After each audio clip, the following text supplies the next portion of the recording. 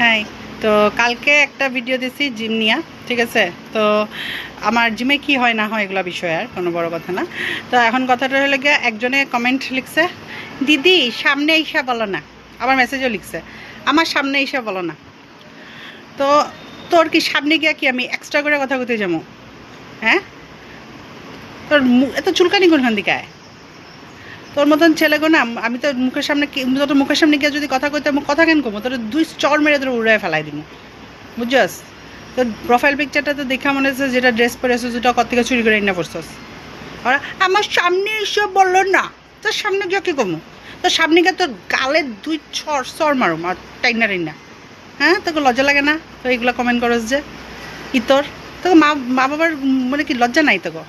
হ্যাঁ, তো ঘরের থেকে তো উষ্টা মেরে তোর লাথি মেরে কপালের মধ্যে দুইটা কপালের মধ্যে ডাইরেক্ট একটা খাচ করে লাথি মেরে বের করে দিতে লাগে। অসভ্য গুনখানের ফোলা।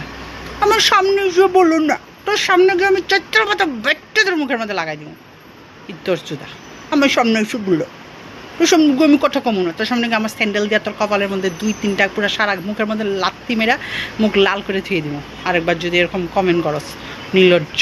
তোকে ব্লক করলেও শালা অন্য অন্য অ্যাকাউন্ট মানে আয়া কেমন আসছো, কেমন আসছো? তো লজ্জা নাই তোকে? একবারে উপায় হলো চৈত্রাপাতা বাইকটা সারা শরীরে লাগাই দিতে। এটাই তোকে একটা খালি উপায় পাচ্ছে।